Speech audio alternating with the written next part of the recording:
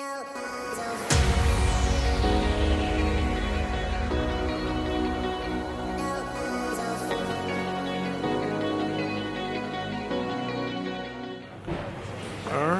good morning, and on this, 13th day of travel, I think, or 12th day of, 13th day of travel, we are beginning at 5 a.m. well, I guess technically it began at 3:45, but it is 5 a.m. now at Berlin-Tegel Airport. We are flying our way to the southwest side of Germany, to a little place called Baden-Baden. And we'll be headed out towards France from Baden-Baden into Strasbourg, but we're going to make a quick pit stop over at Heidelberg, I believe is the name of the town, before we go over to France. So, yeah, hopefully I can get a lot of sleep here. Anyhow, we'll check back in a moment. Okay, and we've made it to Baden-Baden Airport, here in the southwest corner of Germany. We're super close to France. We're also super close to the creations of fairy tales, so to say, the Black Forest of Hindenburg or Hiddlesburg. I'll have to look that up to make sure that I'm pronouncing that. But we've landed, slept the entire flight, which was like an hour 40, I think it was. Flight was at 6:15, it's now 7:40, so yeah, slept through that. Still tired. Got off at the runway. This airport is tiny. It's cute. It's quaint. There's no one here because it's so early in the morning. But yeah, we'll check back in. We gotta go grab the car now, so we'll be back in a moment. It's like the smallest airport ever. Yeah, this airport reminds me of the ones up north in Thailand. You said it only gets 12 flights a day? Yeah. That's impressive considering how many cars they have here. But I guess it's to address the fact that you probably need a car in this area, because I doubt that there's like a huge amount of like public transit going through. Granted, it is an airport, so who knows. But let's see. Oh, that's cool. We've made it to Baden-Baden, and now we're going to go get breakfast at a bakery that's approximately 15 minutes away from here.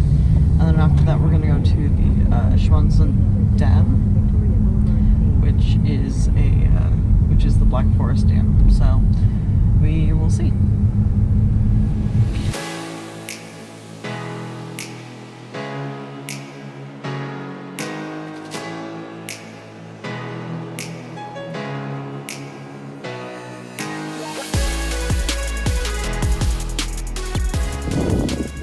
And now we're at the Black Forest Dam, actually. It's pretty amazing.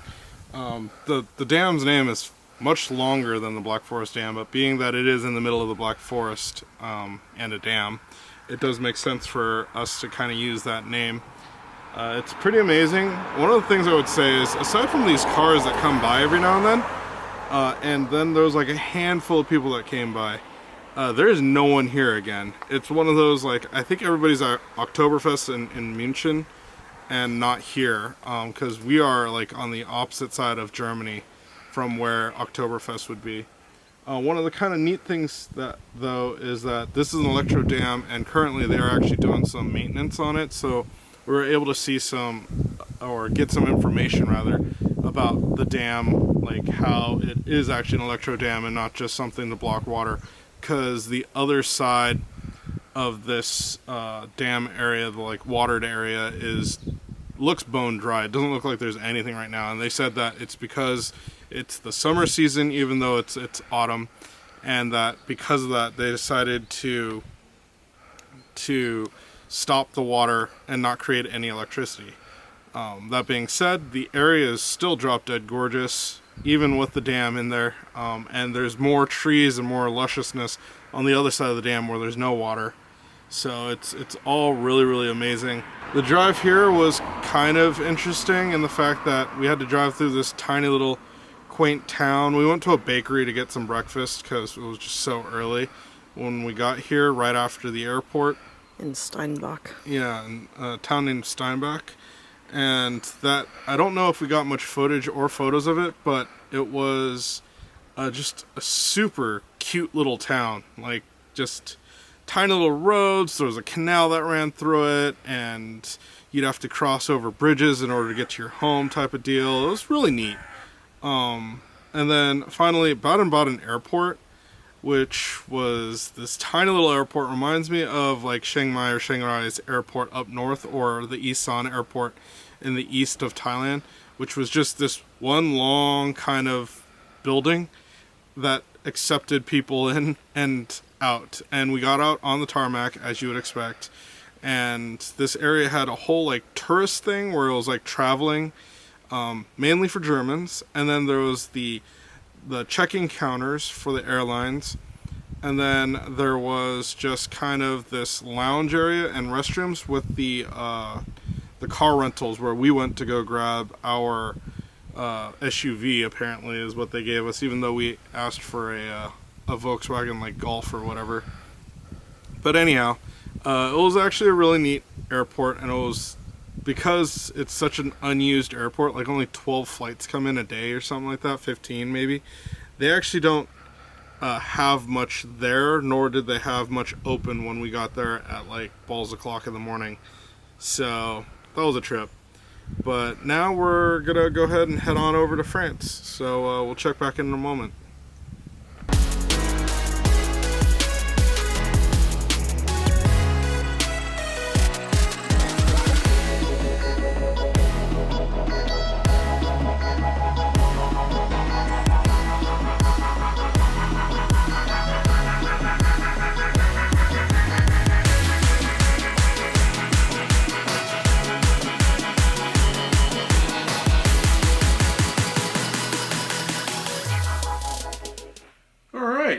And so here we are back in America in my house, and I just wanted to fill in some A-roll that I obviously missed while over in Germany.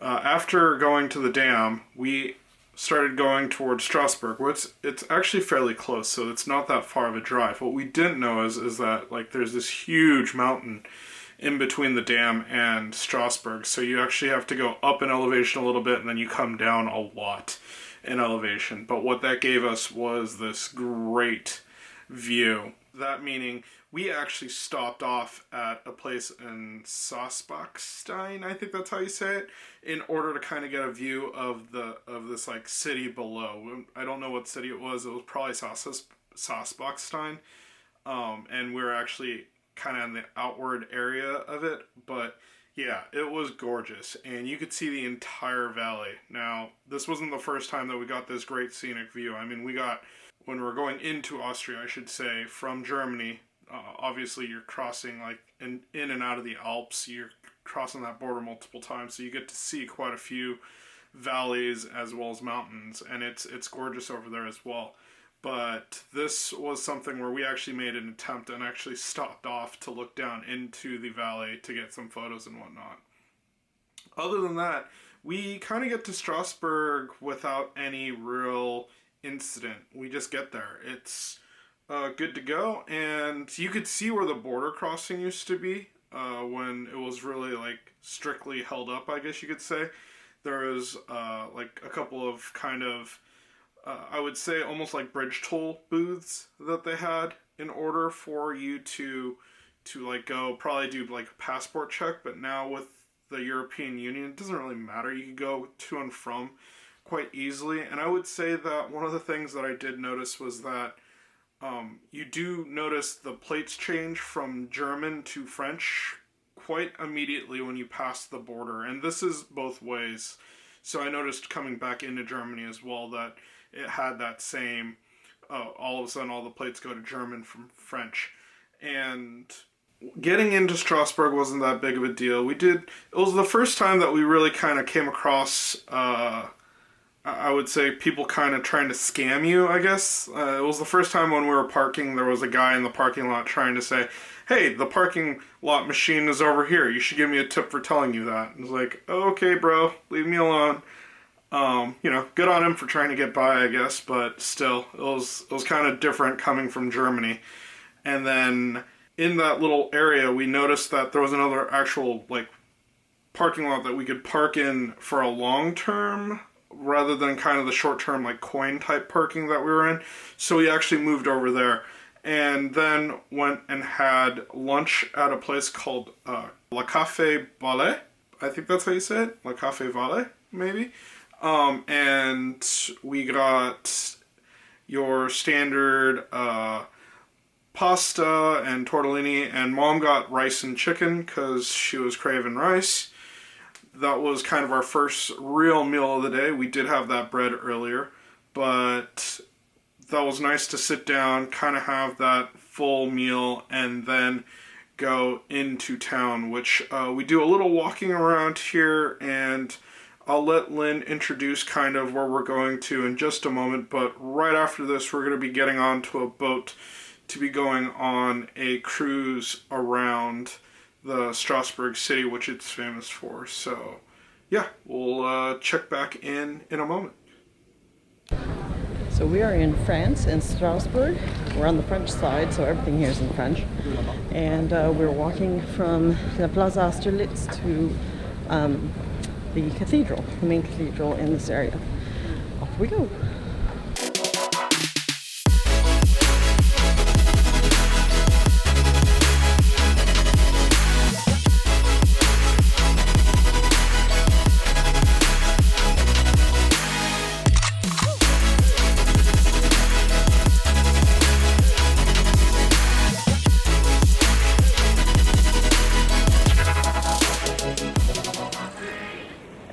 We just finished our river tour of Strasbourg, where we saw the historical buildings of Strasbourg and their significance. And it was a pretty cool tour, like about an hour long, and you went up and down kind of this canal, and it was good. There was a lock that you had to go through. They showed all these historical buildings, including new buildings like the new European Parliament building, as well as, what was it? The, not the EU building, but another European, like, council building, or, no, court building. That's what it was.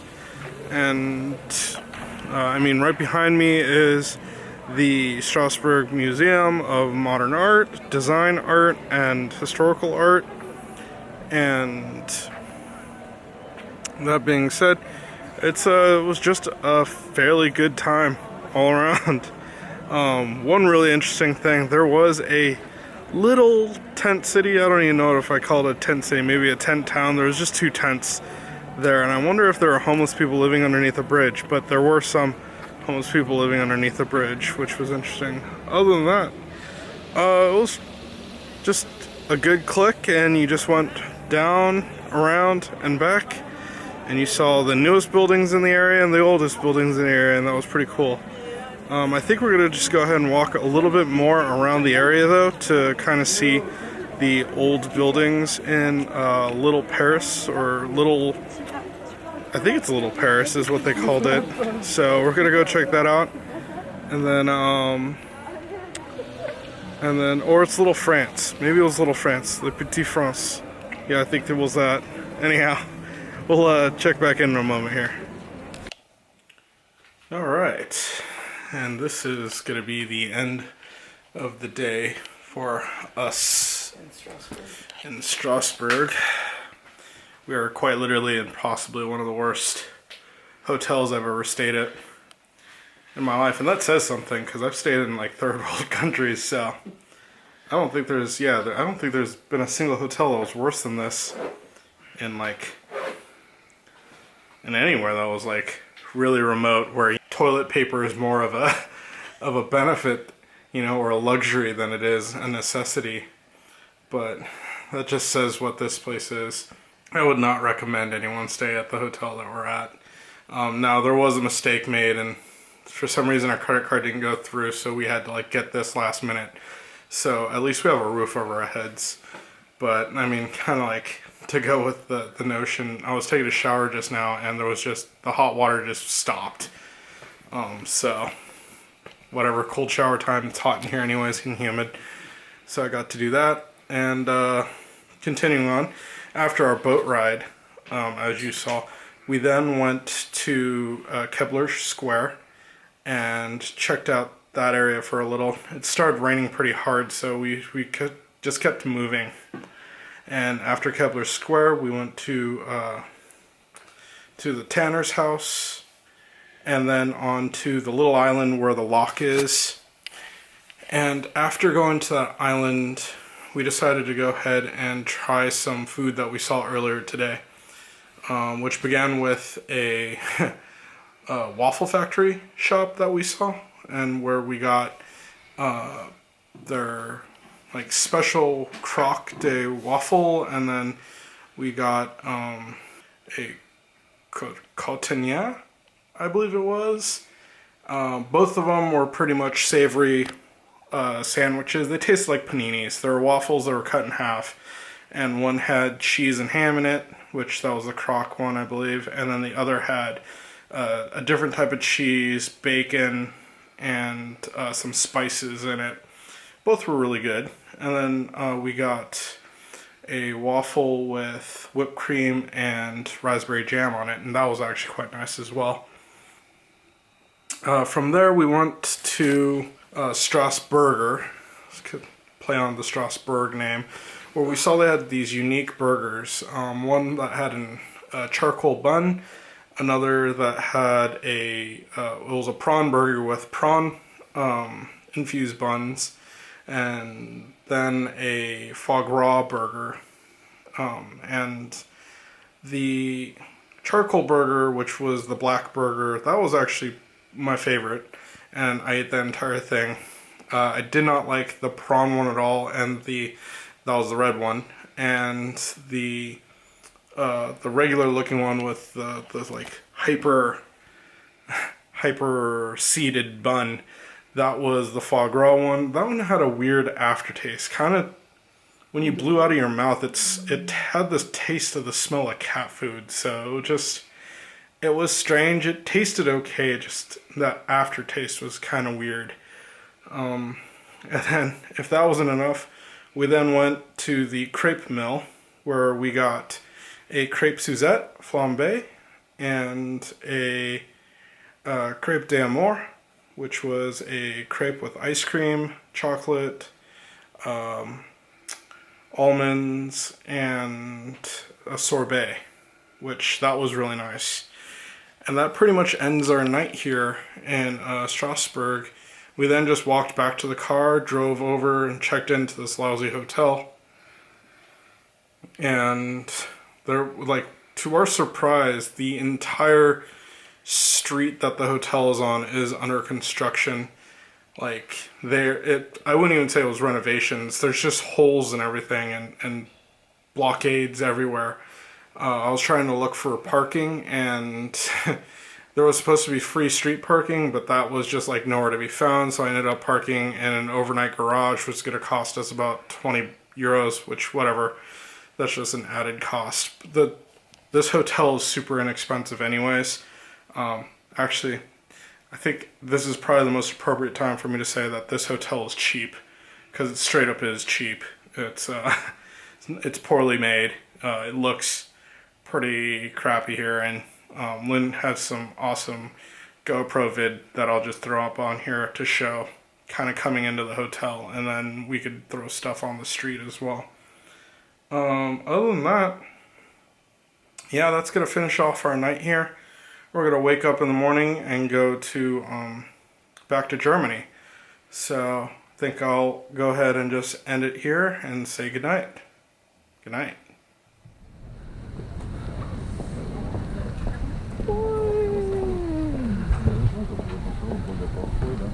Я понимаю, что она говорит, что ты купил футболку, чтобы я просто не понятно, когда я понимаю, что мне как вопрос, понятно, как ты ответишь.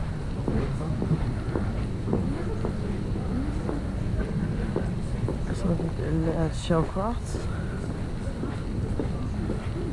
Because I walked into the fairy tale right here. Yep. This shows you about the tanneries.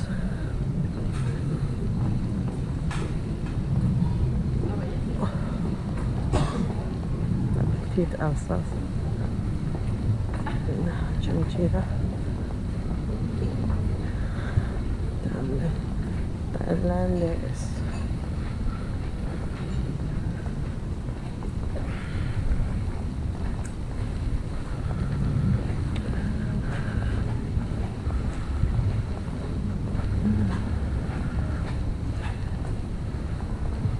Pavilion. Can't remember. They're split in half. Yeah, it just splits in half.